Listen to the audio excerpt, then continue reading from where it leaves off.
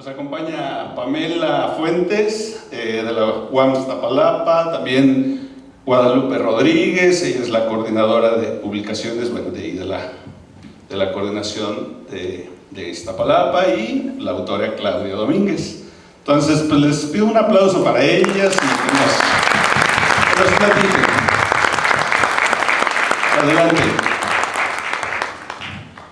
Muchas gracias.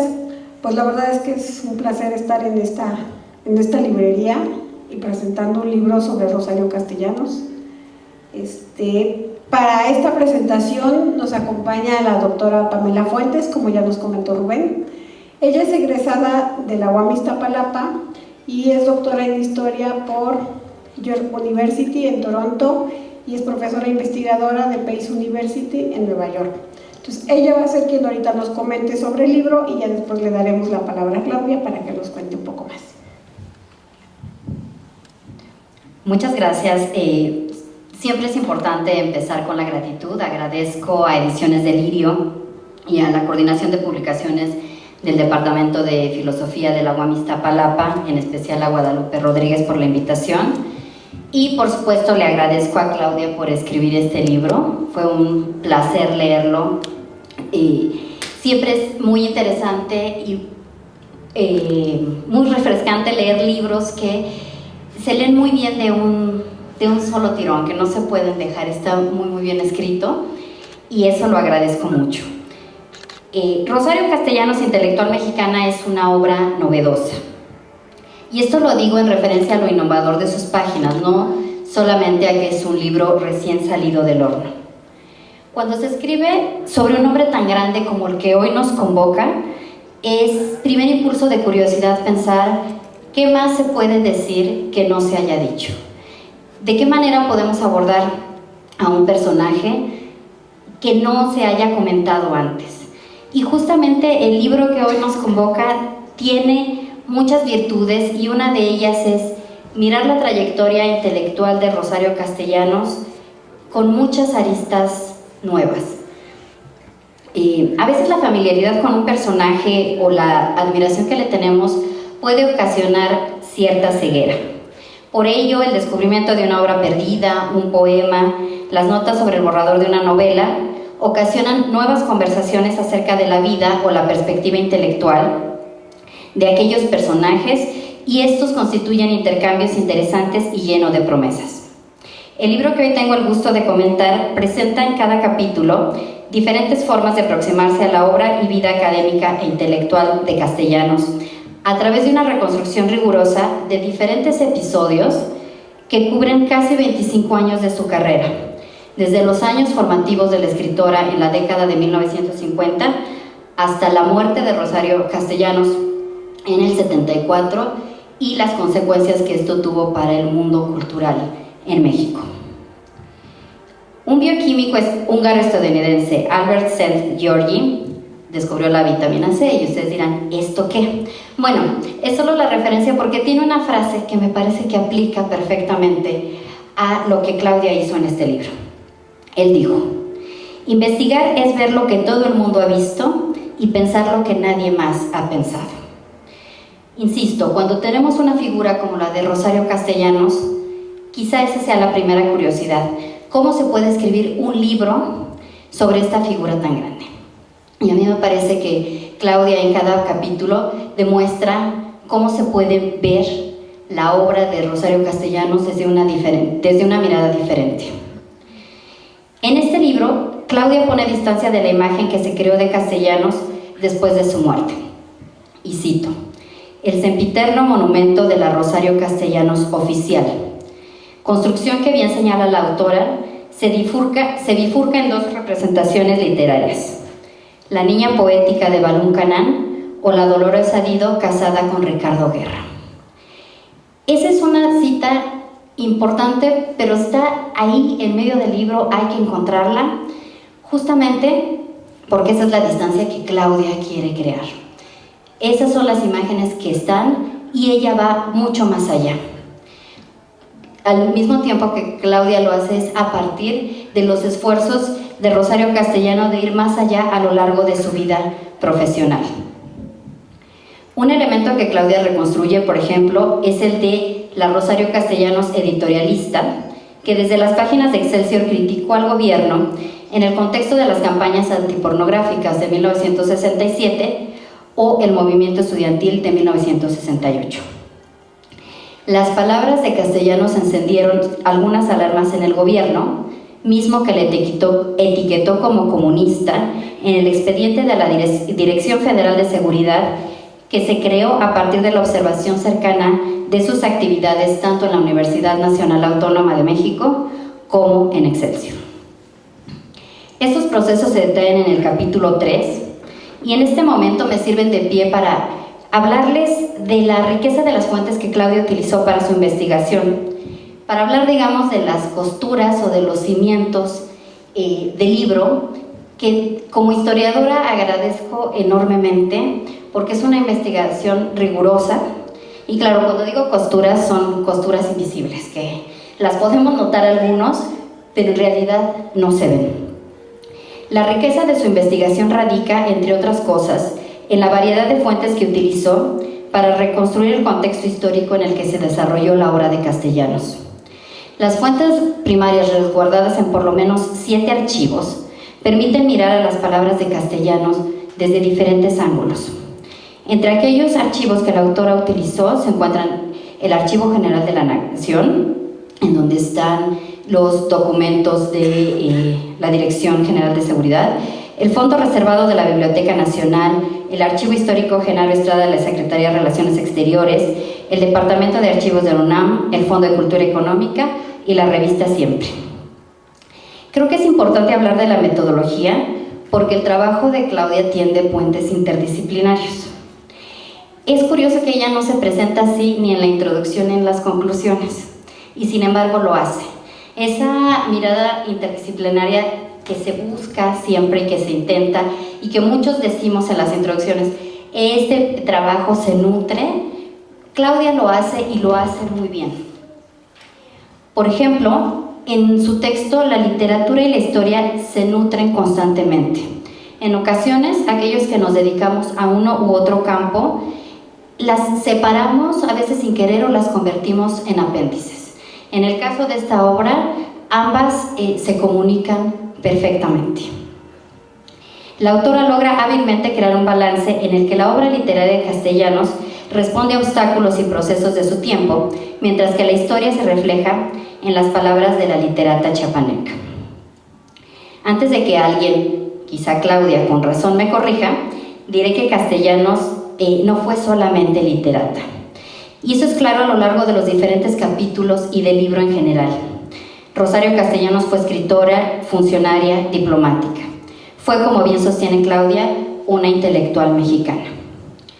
La historia de esas palabras, con sus transformaciones y acepción del México en el siglo XX, el reconocimiento parcial que se dio a Castellanos como tal mientras vivió, así como la propia definición que la autora creó para definir, valga la redundancia, que era un intelectual, son parte del entramado de este libro.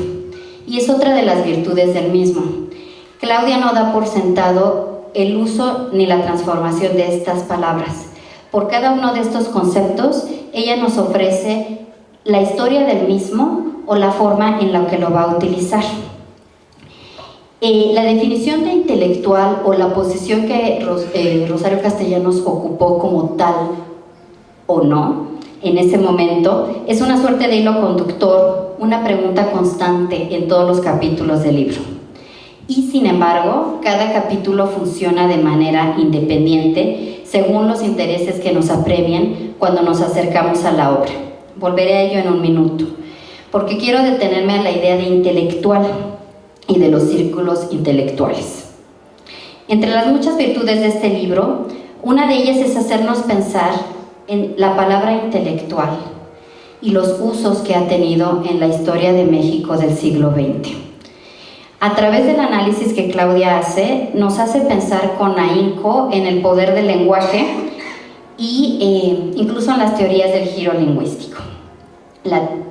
La categoría intelectual, señala Claudia desde la introducción, es masculina por antonomasia.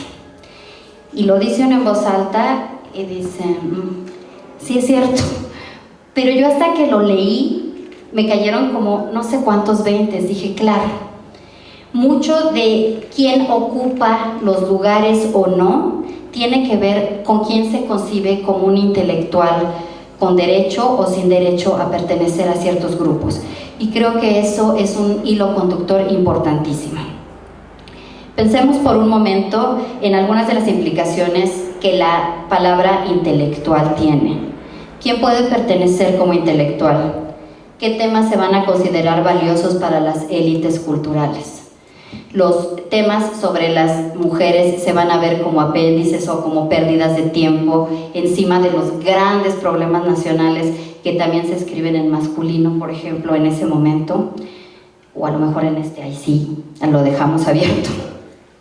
¿Cómo influye esto a los espacios, premios o estímulos que permiten que ciertos talentos languidezcan, otros florezcan sin mayores obstáculos, mientras otros tengan que hacerse un lugar a contracorriente?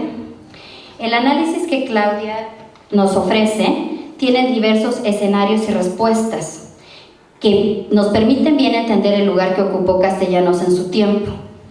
Desde una nota al pie en alguna obra de Octavio Paz, al igual que Elena Garro, el hecho de que fueran remitidas a notas al pie por Octavio Paz es sintomática de quién puede pertenecer o no.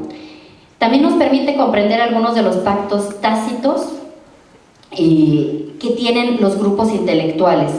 Estos pactos tácitos que tienen entre ellos, frente a otros hombres y mujeres de letras, y primordialmente los pactos que pueden tener frente al poder, que puede alimentarlos y moldearlos, sobre todo en sistemas autoritarios como el del México de la década de los 60s y los 70s, que Claudia analiza. Cabe analizar, por ejemplo, alguna frase que ella explora en algún contexto, la frase célebre Echeverría o el fascismo.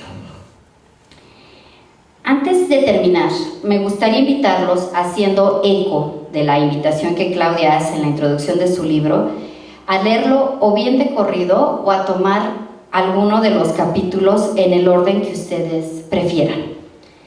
Si bien la discusión sobre los intelectuales es constante y el orden cronológico está presente, cada uno de los capítulos es un importante ensayo individual y se constituye como tal por sí mismo.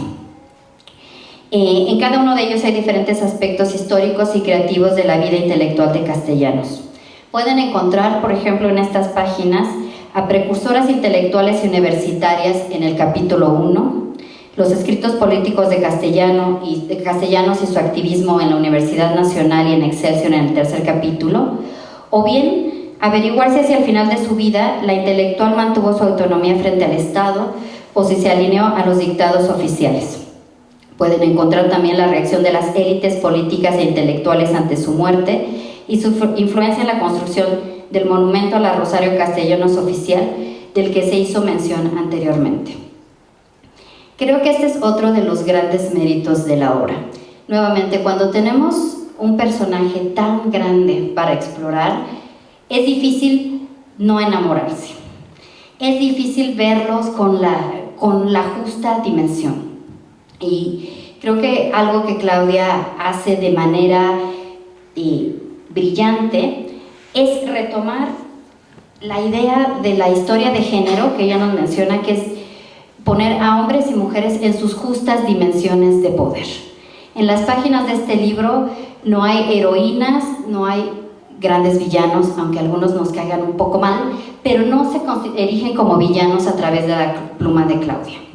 Son relaciones de poder entre intelectuales y entre mujeres, y Rosario Castellanos, si bien es este garbanzo de a libra, Claudia la pone en una tradición de las mujeres que entraron a la universidad después de la Revolución, de mujeres que hablaron de la idea de lo femenino o de la cultura femenina algunos años antes que ella.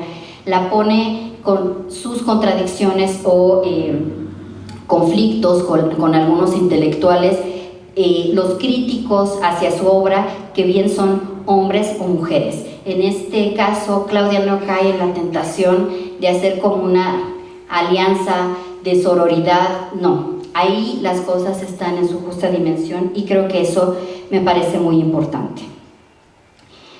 Para conocer para contestar las diferentes preguntas de investigación que cada capítulo plantea, la autora abreva del trabajo de diversos especialistas, al tiempo que pone nuevas perspectivas sobre la mesa y abre oportunidades de investigación para quienes se interesen no solo en Rosario Castellanos, sino en la historia universitaria, intelectual, diplomática o de los movimientos sociales del siglo pasado, incluyendo, por supuesto, el análisis de las mujeres en estos procesos.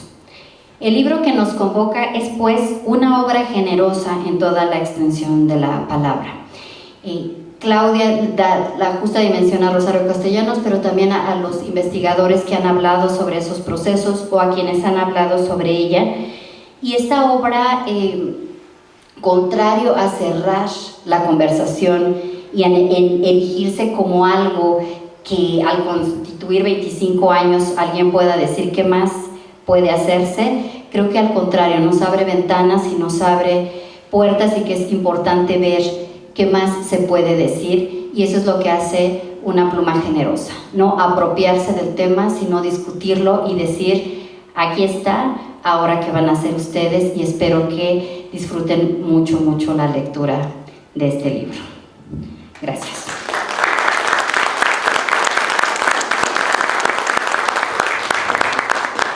Muchas gracias, Pamela. Pues como verán, nos relató un poco Pamela cómo está escrito este libro, lo que contiene, las fuentes. La verdad es que a pesar de ser un libro académico, porque este es el resultado de la tesis de doctorado de Claudia, es un libro que está tan bien escrito que cualquier persona lo puede leer. No es exclusivo para los literatos, no es exclusivo para los historiadores, es un libro para todo público. Pero bueno, vamos a dejar que Claudia nos comente más sobre su libro y Pamela le va a hacer una pregunta.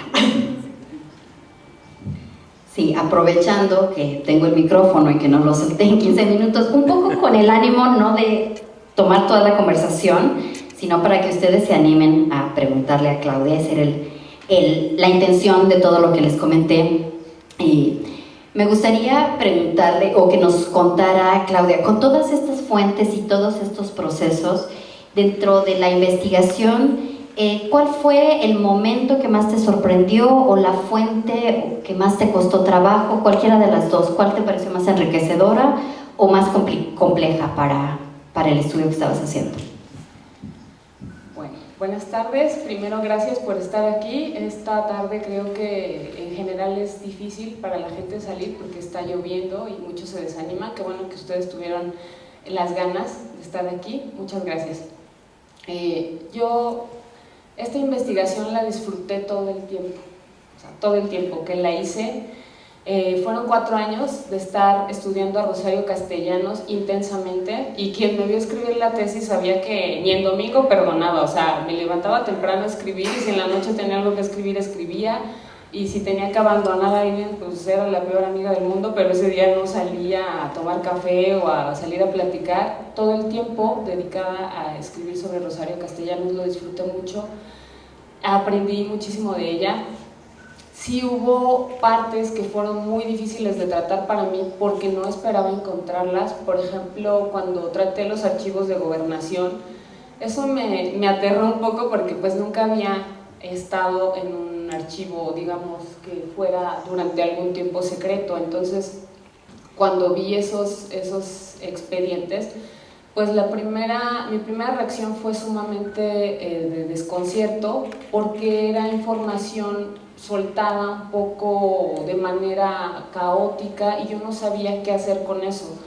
O sea que mucho del trabajo que hice fue yo lo veo como un poco de arqueología, porque tenía muchas piezas, pero no sabía a veces cómo encajarlas. Entonces tuve que estudiar muy profundamente toda la obra, leer todas las cartas, leer muchas veces todos los ensayos, para saber en dónde poner cada una de las partes. Y de hecho hubo textos que encontré al inicio de la investigación, pero les vi cuál era su significado y su valor ya hasta 2 años después, que ya pude entender bien en dónde iban.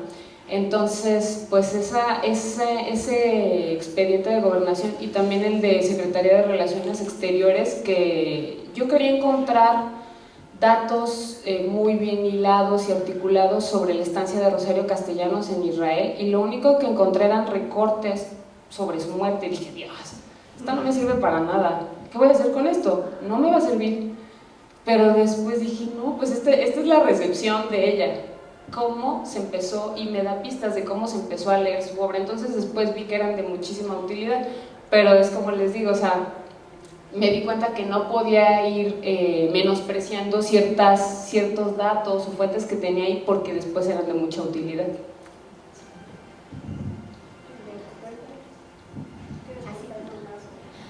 Bueno, yo quiero invitarlos a leer la obra.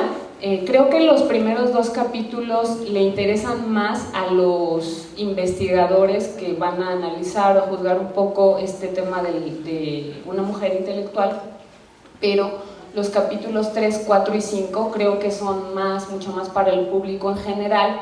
Yo les recomiendo que empiecen viendo una película de Rosario Castellanos, vean la de los adioses y después leen el libro, los capítulos 3, 4 y 5. Creo que es muy fácil de entenderse el texto porque, por ejemplo, yo estuve lastimada de las manos casi todo el último año que estuve realizando la tesis. Entonces, pues mi familia padecía conmigo porque los ponía a escribir. Llegaba alguien y me ayudan a escribir, y pues ya estaban ahí escribiendo conmigo. Entonces mi sobrina en ese tiempo, Adelaide, tenía 13 años. Y ya, ¿no? Yo le iba dictando, mira, que pone esto y tal cosa, ¿no? Y me dice, tía, estoy entendiendo muy bien el libro. Le hacían bullying a Rosario, y yo, sí, o sea, ella lo entiende desde la recepción de su edad, ¿no? O sea, para ella es bullying, para mí son muchas cosas más, pero hay una recepción, y qué bueno que lo entiende alguien de esa edad. Y luego iba mi hermana, que es enfermera, y también lo entendía súper bien. Entonces dije, no, ya han pasado, este libro pasa la prueba de que sí puede ser entendido por todo tipo de lector. Y yo traté de no hacer una investigación cerrada de ninguna manera. Creo que me entrego totalmente con el libro porque les doy todas las fuentes. Una sugerencia de los últimos dictámenes era quitar todo eso que puede cansar a los lectores, el estar viendo tantas fuentes y tantas referencias, pero yo quiero que alguien siga la investigación. Cuando uno termina un doctorado ya todo se vuelve muy difícil, porque ya no tienes un financiamiento para continuar con tus investigaciones. Entonces digo, bueno, si yo no puedo investigar a Rosario Castellanos, que le investigue alguien más, que vean todas esas fuentes, que vayan y que vean que este es un campo que está abierto, porque no solamente están las fuentes, sino que hay muchos temas que yo les digo, investiguen esto. O sea, yo cierro todo lo mío, creo que lo hago muy bien, lo logro hacer, todas las preguntas que me hago las respondo, pero les doy un panorama vasto, y me abro muchísimo a que ustedes sigan investigando, porque es como yo digo, esta discusión sobre su vida apenas empieza, y no porque yo quiera estar alegando, ¿no? Sino porque yo doy esas pautas, creo, para que muchos sigan investigando a Rosario Castellanos, que no es nada más esa autora exitosa que supo hacer de su vida una autobiografía muy bien, como una obra de arte o un producto estético. No, es más. No sé si alguien tenga alguna pregunta para Pamela o para mí. Así, porque Buenas tardes, mi nombre es Iván Hernández. Pues más que una pregunta, sí quiero aventarme como unas 5. Espero que puedan ser contestadas todas. Número 1, ¿por qué Rosario Castellanos, no? Digo, puede haber otras intelectuales, pienso en Elena Garro, no sé. Bueno, número 1, ¿por qué Rosario Castellanos? Número 2, si al estar investigando en fuentes, ir a buscar fuentes, se encontró con alguien que diga, ¿por qué quieres saber de Rosario Castellanos? ¿No? O si es que alguien conoce a Rosario Castellanos en el Archivo General de la Nación, o a donde recurrían a buscar fuentes. Una siguiente pregunta es, de toda su investigación hubo algo que dejó afuera, que ya no ocupó más, o que digo, esto lo dejo a un lado, o para un segundo tomo, o no sé. Y pues bueno, número 4 ya nos pregunta, nada más quiero felicitarla por el libro. Muchas gracias. ¿Por qué Rosario Castellanos? Yo creo que porque esa fue una locura casi de estudiar a Rosario Castellanos, que es tan estudiado. O sea, abres los buscadores de cualquier MLA, digamos, o cualquier acervo bibliográfico electrónico y te aparecen muchísimas referencias de sus textos. Entonces yo siempre he sido de la idea de que tienes que investigar algo que a ti te interese. O sea, si alguien te dice, ya no investigues eso porque está estudiadísimo y como tú, ¿qué vas a decir? Casi no seas tonto, investiga otra cosa. Entonces yo siempre estoy muy convencida de que tengo que investigar lo que a mí me dé hasta cierto punto la gana, porque eso todo el tiempo me va a mantener con interés con respecto a la autora. Entonces a mí me gustaba muchísimo su narrativa y yo al principio pensaba estudiar algo de sus narraciones. Después, cuando ya estuve estudiando toda la obra, dije, Dios mío, pero ¿por qué siempre estamos leyendo a Rosario Castellanos nada más a la narradora, si está toda su producción ensayística que habla muchísimo sobre México y no hemos analizado tanto ese aspecto? Entonces, pues si antes ya estaba convencida de estudiarla, al momento de estudiar de manera más profunda la obra, me súper convencí de que ella era la mejor opción. ¿Y cuál era la otra? Nadie me preguntó por qué ella.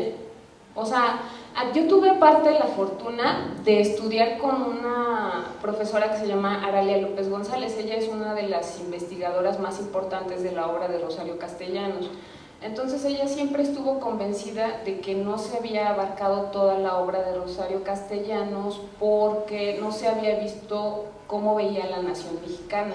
Sin embargo, ella nada más estudió sus narraciones, creo que algunos ensayos y poesía, pero ella tampoco conocía todo lo que había. Entonces, cuando yo iba a verla para enseñarle los avances de investigación, estaba feliz muchas veces y decía, haces que me brillen los ojos, no había visto esto, y estaba feliz de ver esas nuevas cosas que íbamos encontrando. Entonces, pues estudié con la mejor estudiosa de México. Ella ya falleció, pero era brillantísima. Entonces tuve esa suerte. ¿Y qué quedó por investigar? Pues como te digo, mira, muchas personas saben que Rosario Castellanos fue jefa de información y prensa en la UNAM, pero lo ven como un dato en su currículum. Entonces yo lo que digo es, si ella fue jefa de información y prensa, me imagino que ella emitía boletines en todo ese periodo que ella estuvo, creo que de 1961 a 1965. Entonces esos boletines yo creo que habría que buscarlos y ver qué escribió en ellos, por ejemplo, o los informes políticos que hacía mientras estuvo en Israel. Todo eso no se ha investigado.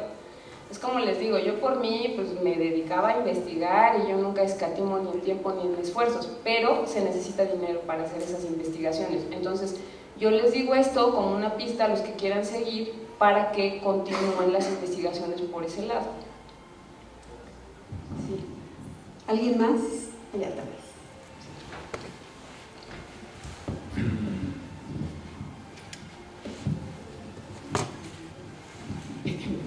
Muchas gracias.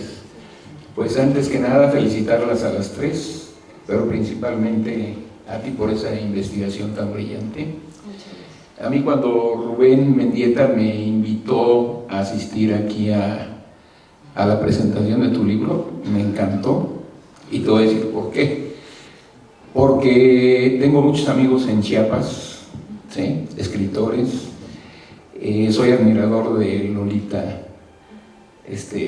amiga y compañera de estudios de Rosario Castellanos, pero más que nada mi vínculo y mi atención y mi atracción hacia Rosario Castellanos es precisamente eso, que es de las pocas mujeres que en su tiempo se le atrevió a levantar la voz, ¿sí?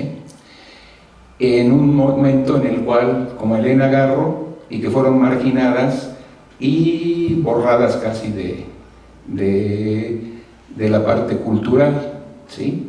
Estuvieron vetadas.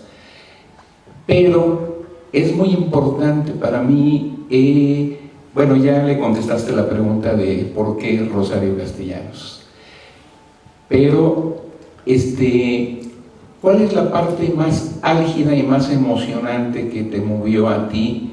Esa es una de las 3 preguntas que tengo. ¿Cuál es una de las partes principales así que fue un punto álgido que te llamó a decir, quiero a Rosario Castellanos? Y el segundo es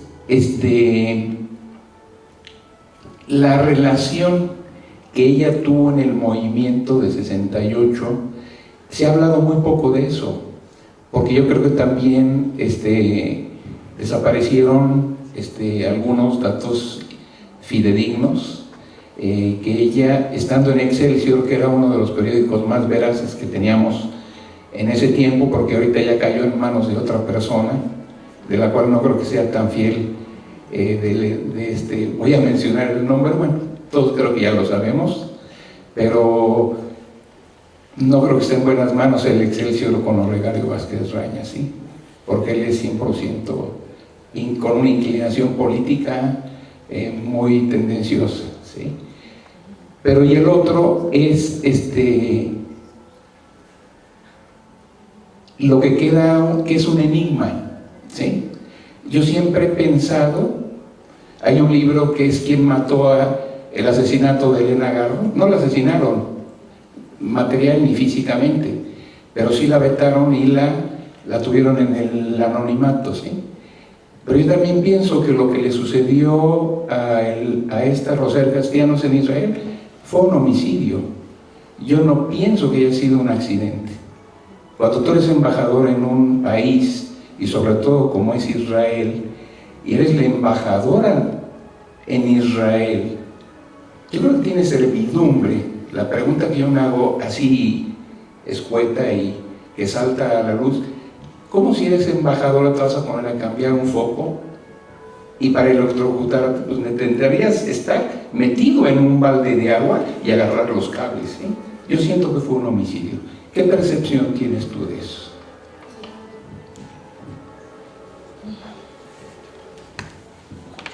Pues primero, yo siempre he estudiado escritoras, siempre, o sea, si analizamos mi trayectoria como investigadora, desde licenciatura investigo a las escritoras más divertidas, más apasionadas, más fuertes de su época, o sea, del siglo XVII española. Estudio a María de Sayas y Sotomayor, muy adelantada de su época. Después, en maestría estudié a María Luisa Bombal, que es una narradora y es una poeta y es sumamente apasionada.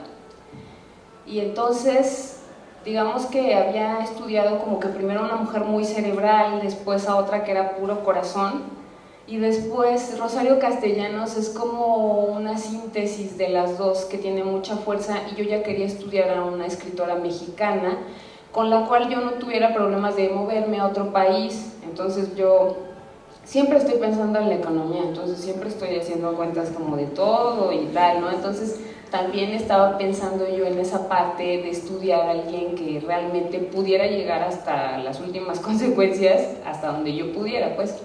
Entonces, por eso Rosario Castellanos. La parte más álgida, es que creo que, quién sabe, es que yo soy muy intensa en general para lo que estudio siempre.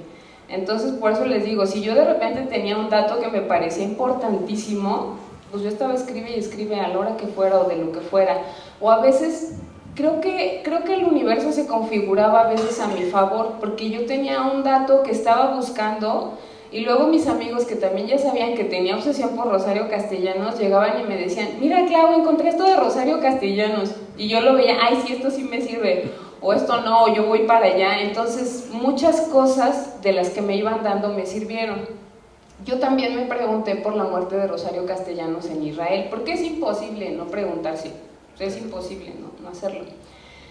Pero sería poco serio de mi parte decir algo que yo no pueda sustentar, porque justamente es lo que hago toda la investigación, ofrecer pruebas, sustentos, documentos, referencias.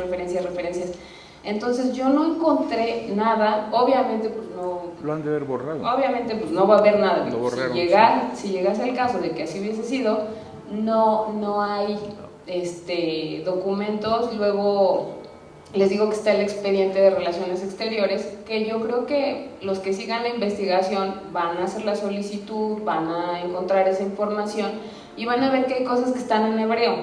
Entonces digo, yo me peleo con el inglés, entonces el hebreo no tuve ni idea, ¿no? O sea, si había alguna pista, después van a decir, Claudia nos mintió porque allí estaba. No, pues estaba en hebreo, yo la verdad ni lo vi, o sea, vi muchos palitos y cosas ahí, pero yo no entendí nada, ¿no? Entonces, es como les digo, tuve mucha información, la procesé de la mejor manera que yo pude, pero también tienen que pensar ahorita los que continúan en esa investigación que hay mucha información que está saliendo ahorita, que se van a abrir creo que archivos de gobernación, de DFS, entonces van a empezar los que continúen esa investigación a encontrar muchas cosas, entonces no me culpen si no lo vi, o sea que van a seguir apareciendo cosas, también de Relaciones Exteriores.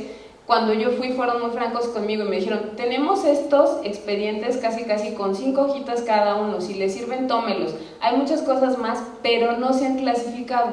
Entonces, por eso les digo, pueden seguir encontrando muchas cosas, o sea, tomen este libro como un punto de referencia, pero es un punto, ustedes construyan el camino. Yo, pues les digo, ahí se los doy con el mayor gusto. Muchas gracias. Sí, a ustedes gracias. ¿Alguien más quiere hacer otra pregunta? ¿No? Pues los invitamos a que lo lean, porque de verdad es un libro que vale mucho la pena.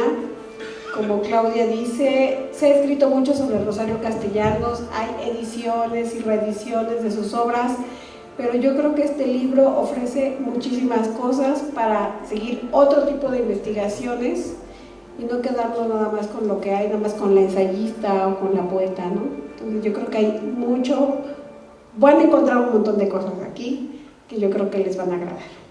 Pues muchísimas gracias, los invitamos a que lo compren, además no es un libro caro, está muy accesible y pues muchísimas gracias por acompañarnos. Muchas gracias.